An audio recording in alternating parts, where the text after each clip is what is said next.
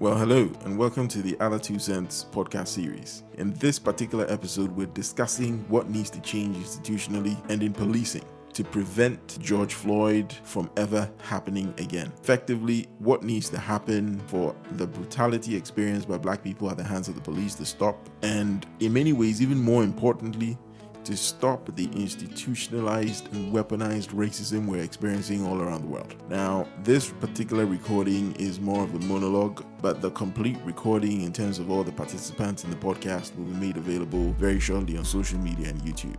Enjoy.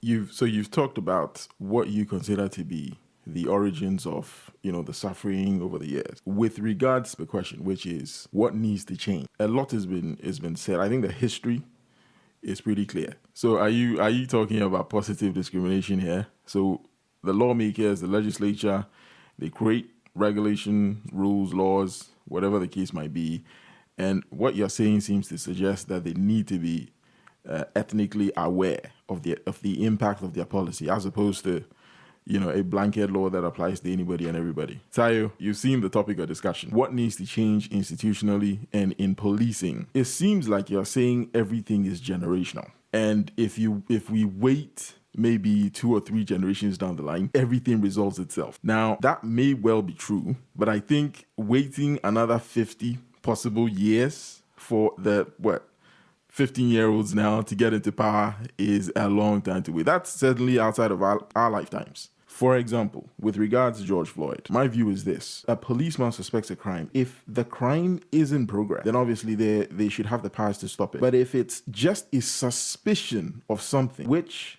isn't directly threatening life or property, the police's first option is to de-escalate, not escalate. The first thing the police does is charge in. And when they do charge in and the alleged criminal is surprised and is trying to seek immediate redress in terms of understanding, they say he's resisting arrest. Everything then escalates from there. Just by changing that rule to say, yes, you have the power to arrest, but if you judge the situation and there is no immediate threat to life or property, then you must simply gather evidence and the person could be arrested later, as opposed to let's charge in, let's arrest. The person is confused, tries to resist, everything escalates, somebody loses their life. That one change alone could have saved the likes of George Floyd and the nearly 30 other people who've died over the last 30 years. That's one example. Institutionally, I think that is a much more tricky problem because the people in charge, as are now, in the developed world, as you suggested, Tayo, will take a generation or two to clear out. So that might be a slightly more difficult thing, where, as you mentioned, recruitment, employing people, promotions in the workplace, giving fair access and opportunity to the economy, to finance, all of these things. George, is that you? Right. I think you're having some serious audio issues where you are, because I'm hearing things bang and crash in the background. That's fine. I'll continue with the point I was making. Policy changes. There are regulations, there are laws that can be created now, which will directly impact lives that are affected by policing, and to a much lesser extent, institutions and how they apply or go about their business. This point you've just made is something that's been talked about for, I believe, decades, right? Let me put it this way. One idea that I've recently floated with a few people I've had conversations with is every police officer around the world needs to take a polygraph test at least once a month. And the questions that will be included in the polygraph test will be things like, do you have any racial bias, right? How do you feel about ethnic minorities? The sorts of question, it's effectively a lie detector test. You bundle that into a psychometric test, so it will be a range of questions, a range of assessments. You monitor the police officer or the possible recruit in a range of scenarios to truly assess what their outlook is with regards to race. And if they don't pass that psychometric test, including the lie detector test, if they are already effectively mobile and on the beat, they are given a desk job. If they are a recruit and they don't pass the psychometric test, they don't make it into the police force. You see, these are tangible things that can be implemented now that will make sure that another George Floyd doesn't ever happen, regardless of what people think. And here's the other thing to remember. You're not going to change anybody's mind very quickly. So So if somebody's racist, no matter what conversations they have with the community, probably unlikely that their views will completely make a U-turn. Some people are so prejudiced that it's better they are not even in the role at all. And this psychometric lie detector test that I'm advocating is something that could be applied to not just people who want to be policemen or women. It could be pushed across anybody in a position of influence. If you manage a company, you are head of a department in the security services, in the civil service. If you are in any position of influence, you must be subjected to a psychometric and lie detector test at least once a month. And if you fail it more than twice, you're removed from your position. I think it might sound a little bit extreme, but it's something that can be implemented quite easily. It's something that we can do now on top of whatever structures exist. And if all the white majority who are currently silent should back this, it's something that, politicians will be tied to forcing its implementation ASAP. And that will give us some relief. And then over time, all the views that have been suggested by you, Akintayo, Francis, will play out naturally, I think. I'll give you an example. Airline pilot, one of the major aspects of their assessment before they are let loose in a cockpit is a psychometric test. In fact, you can spend hundreds of thousands passing your flight training.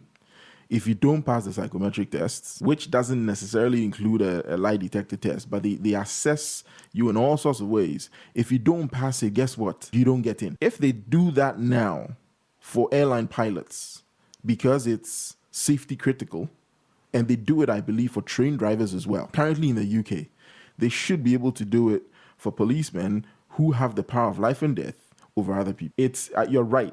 Anything psychological is never a pure science. Some people will beat it. Some people might not.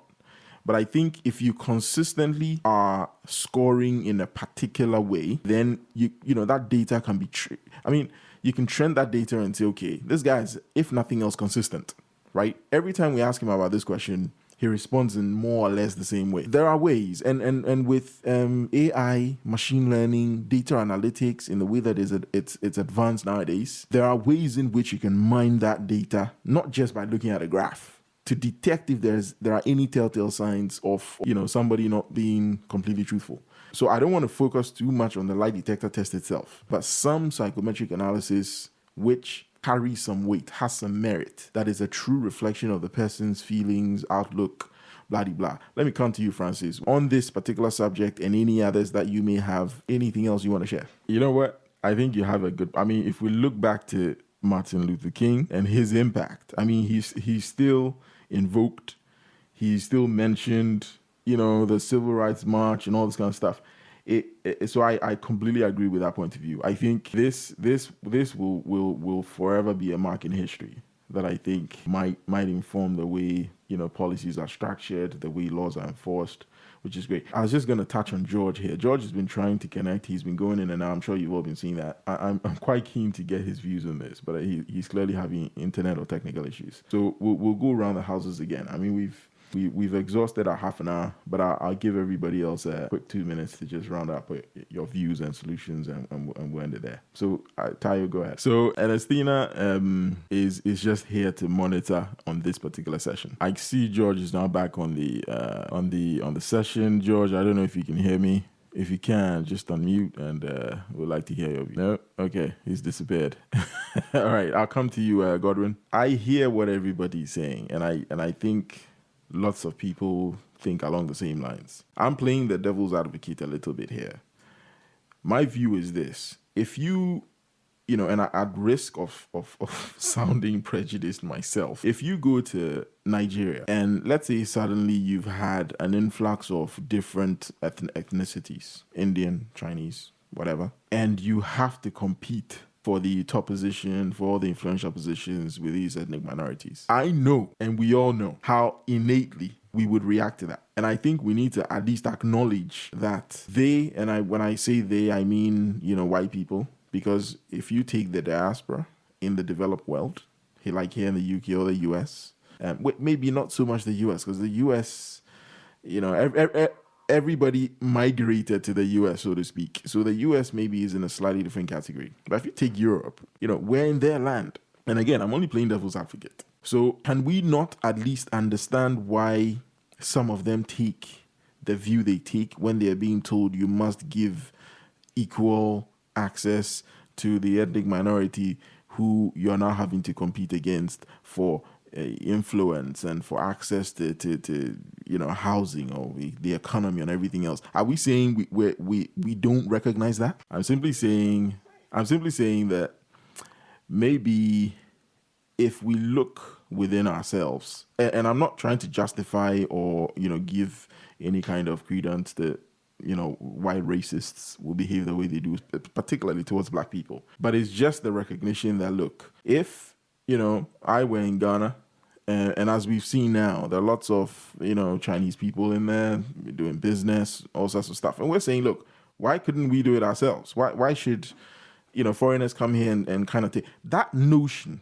that idea is what I'm simply saying that perhaps plays an element in the what we now categorize as racism, right? Being the diaspora in the developed world. Maybe there's an element of that. That makes yeah, go ahead, I can tell you. I'm glad that at least you've been honest enough to because you see, the only way we come out of this is by looking inward first and trying to understand things from perhaps their point of view, and then find ways in which we neutralize it. Because you remember at the very beginning, I highlighted the point that you're not going to change someone's mind. You can't force people to think a certain way. Because if we successfully do that, we're very successful in achieving that, then we would have perfected how you brainwash people. It's a double-edged sword. I mean, even if what we achieve is ultimately perceived as a good thing, effectively we would have succeeded in trying to change people's way of thinking. And people should be free to think whatever they want to think, so long as they don't disadvantage other people with their way of thinking. Then you almost have to acknowledge that, look, human beings, that we're complex beings. That said, my way of tackling this, and there's the generational side that I think everybody has touched on, Tayo, Francis, Godwin, we've all touched on the generational thing that, and I think Francis made this point, that people have been born in different lands. They identify with that land as their home, if you like. That will take 50 years to maybe play out. But right now, what I personally would like to see are how those in power of other people, influencers, ministers, how we hold them to account, and I mean in a quantifiable way. And B, how do we weed out the bad apples? Because honestly, whilst what happened to George Floyd doesn't routinely happen here in the UK, I wouldn't lie to you. When I'm driving and I see a police car on the motorway, I kind of stiffen. How do we get to the point where I see a police car and I'm like, great, he's there for me? As opposed to, I better not make any mistake. And for me, the practical ways or solutions to achieving that are what we need to be brainstorming. So let's prevent them from getting to the position in the first place. The question is, how do we do that? Is it psychometric tests? Is it ongoing analysis? What do we do? And those who are already in those positions, how do we rein them in? To me, unless we focus, and I think the march and the demonstrations happening in the US and indeed all around the world, what they're basically saying is, we want change now. We're not going to wait 50 years. We're not going to wait. In fact, we don't want any other George Floyd to happen. We want some change, tangible change now. The question is, what form should that take? And my proposal is what I've just made. Maybe what we need to do is campaign for more black people specifically. I'm not championing other ethnic minorities, right? I'm trying to champion the black diaspora here. Maybe what we need to do then, or one of the things we need to do, is to encourage more members of the black community to get into the civil service, to get into policing, to get into these institutions that we know have traditionally been structured to be racist. Because if we don't individually make not necessarily sacrifices, but have some skin in the game, who are we expecting to make this change on our behalf? Other white people? You see what I mean? So guys, thanks for your time, thanks for your contributions. I think it's been for the very first podcast, I will I will declare it a success. We've had a good discussion. This first topic was driven largely because of the current affairs early in the States. As I've said in discussions offline, it'd be good if we could start tackling the myriad of issues that we face, and I mean on a personal level as well as the Black community at large, and see what solutions we can offer, what help we can offer people now, in terms of our experience, our knowledge, connections and links we have, etc. So yeah, I can only say thank you to everybody, and the next session will definitely be Friday, and I will share the topic of discussion